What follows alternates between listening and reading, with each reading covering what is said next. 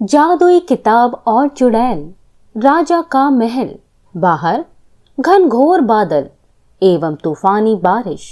राजा अपने महल में परेशान होकर इधर उधर घूम रहा है, क्योंकि उसकी पत्नी 2 जुड़वा बच्चों को जन्म दे रही होती है। हे प्रभु, सबकी रक्षा करना, मेरी पत्नी और बच्चों को सलामत रखना।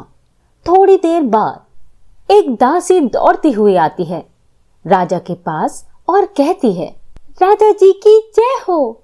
महारानी को 2 राजकुमार हुए हैं और सब कुछ ठीक है। राजा उस दासी को अपने गले का हार उतारकर पुरस्कार स्वरूप देते हुए कहता है, वाह, हे प्रभु, तेरा लाख लाख शुक्र है। दासी, ये लो कीमती माला। तुमने जो समाचार मुझे सुनाया है उसके लिए ये तोहफा कम है। इतना कहते ही राजा अपने बच्चों को देखने के लिए कमरे में जाता है।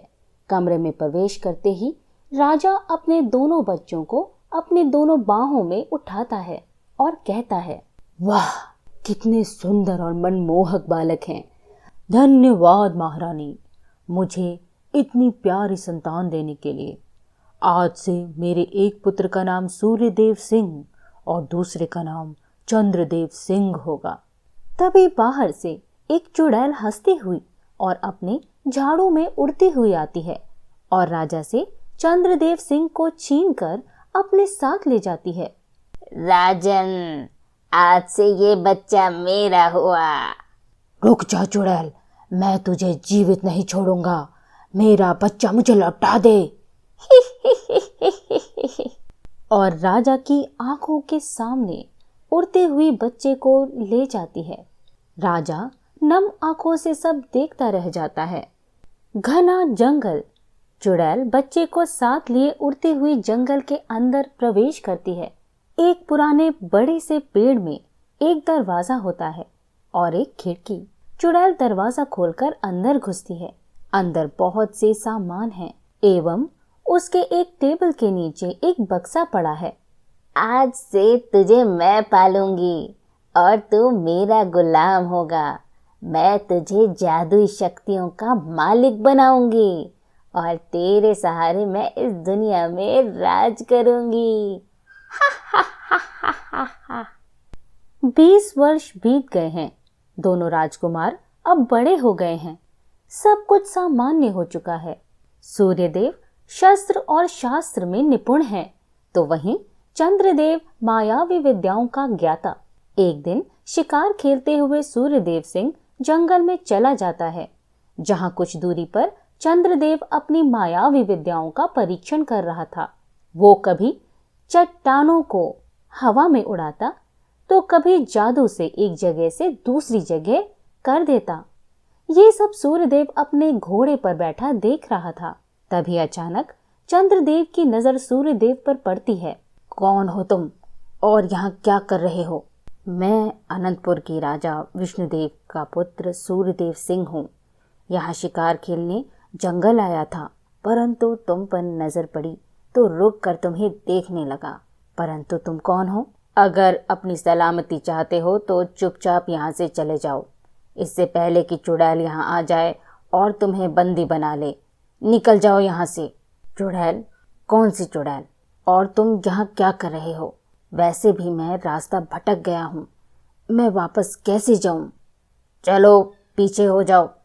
सूर्यदेव घोड़े पे बैठा हल्का पीछे खिसक जाता है और चंद्रदेव घोड़े के आगे बैठकर लगाम थाम लेता है तथा घोड़े के सर पर हाथ रख के कुछ मंत्र बुदबुदाता है। तभी घोड़ा अचानक दौड़ना शुरू करता है और खुद ही दोनों को महल ले आता है। घोड़ा दौड़ता हुआ दोनों को महल के पहले गेट के अंदर ले जाता है और महल के द्वार के सामने आकर रुक जाता है। तभी सूर्यदेव और चंद्रदेव घोड़े से नीचे उतरते हैं। ये तुमने घोड़े पर कौन सा जादू किया था कि वो अपने आप मुझे महल ले आया? ये मायावी विद्या है जो मैंने चुड़ैल से सीखी है। अच्छा, अब मैं चलता हूँ और तुम इस जंगल में दोबारा मत आना। नहीं, रुको, तुम पहली बार मेरे घर आए हो और तुमने मेरी जान भी बचाई है। मैं चाहता हूँ तुम मेरी माँ और पिताजी से मिलो, वो तुम्हें देखकर बहुत खुश होंगे।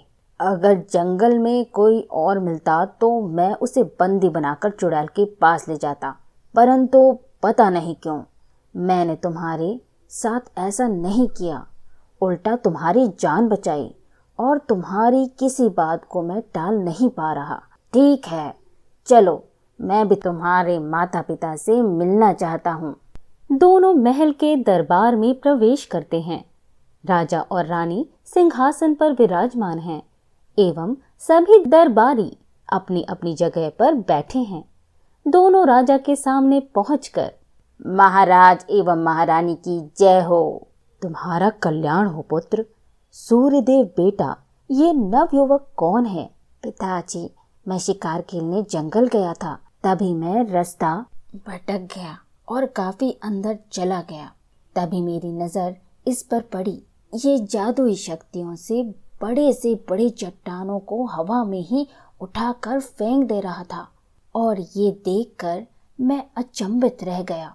तभी किसी चुड़ैल से बचाते हुए इसने मेरे घोड़े पर बैठकर पता नहीं क्या जादू किया कि घोड़ा बिना कहीं रुके सीधे दौड़ता हुआ हमें महल ले आया।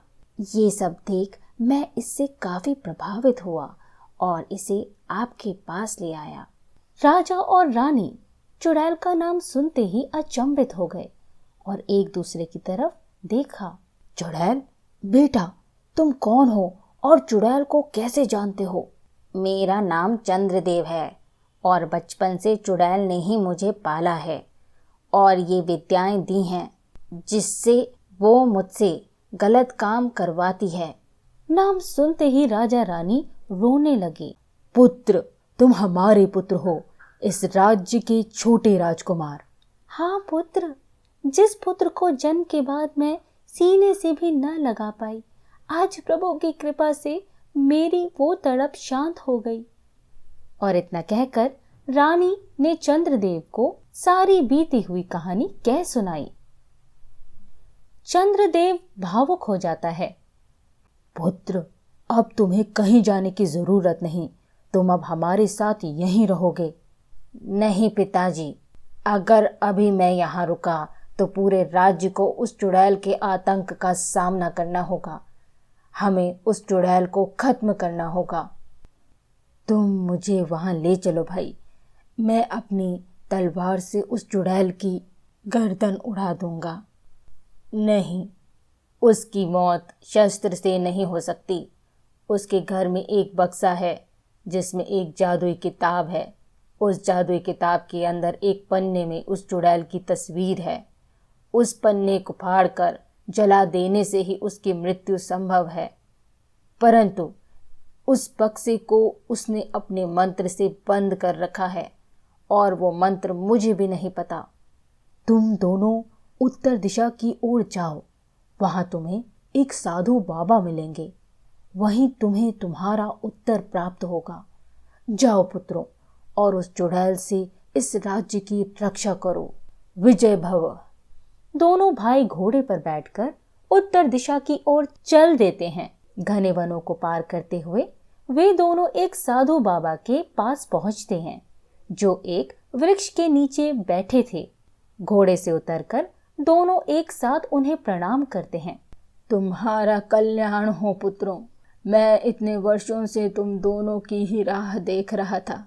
मुझे पता है तुम दोनों यहाँ क्यों आए हो, परंतु याद रहे, जैसे ही तुम उस किताब को छुओगे, चुड़ैल को इसका आभास हो जाएगा और वो जहाँ कहीं भी होगी तुरंत वापस आ जाएगी। इसलिए बहुत सतर्क होकर इस कार्य को करना पुत्रों। उस बक्से को खोलने का मंत्र है 3 बार ह्रीम ह्रीम भट का उच्चारण। ईश्वर तुम्हारा कल्याण करे। इतना कहते ही साधु अंतर्धान हो गए। शाम के समय वो चुड़ैल अपनी शक्ति को बढ़ाने के लिए मनुष्यों की बलि देती है, जिसके लिए वो मनुष्यों की खोज में निकलती है। उसी वक्त हम हमारा काम कर सकते हैं। इतना कहकर सूर्यदेव के कानों में सारी योजना बताई। दोनों घोड़े पर बैठकर चुड़ैल के घर चल दिए। घर से थोड़ी दूरी पर दोनों एक झाड़ी के पीछे छिप गए और घोड़े को चंद्रदेव ने मंत्र से गायब कर दिया। थोड़ी देर बाद चुड़ैल अपनी झाड़ू में उड़ती हुई घर से निकलती है। चंद्रदेव तुरंत दौड़ता हुआ घर में घुसता है और सूर्यदेव घर के पीछे पत्तों को इकट्ठा कर आग लगाता है। चंद्रदेव बक्से के सामने बैठकर वो मंत्र 3 बार पढ़ता है। ह्रीम ह्रीम भट, ह्रीम ह्रीम भट, ह्रीम ह्रीम भट। बक्से का ताला टूट जाता है और चंद्रदेव जैसे ही किताब को छूता है, चुड़ैल जो आसमान में उड़ रही होती है अचानक घबरा जाती है। किसने मेरी किताब को छूने की हिम्मत की? मैं उसे जीवित नहीं छोड़ूंगी। मुझे तुरंत घर जाना होगा। और वो तेजी से घर की ओर चल देती है। इससे पहले कि चंद्रदेव किताब में उस पन्ने को खोज पाता, चुड़ैल आ जाती है। तुम्हारी इतनी हिम्मत! तूने मुझसे बगावत की है। आज मैं तेरी ही बलि दूंगी। इतना कहते ही वो चंद्रदेव पर जादुई प्रहार करती है। चंद्रदेव उसके प्रहार का उत्तर देता है और वो किताब खिड़की से सूर्यदेव को फेंक कर देता है। भैया, ये लो किताब और इसके उस पन्ने को जल्दी जला डालो। मैं इस चुड़ैल को ज्यादा देर नहीं रोक सकता। सूर्यदेव उस किताब को पकड़ता है और तुरंत उस चुड़ैल की तस्वीर वाले पन्ने को फाड़ देता है। तब तक चुड़ैल चंद्रदेव को अपनी शक्ति से उठाकर एक दीवार पर पटकती है और सूर्यदेव के पास आ जाती है।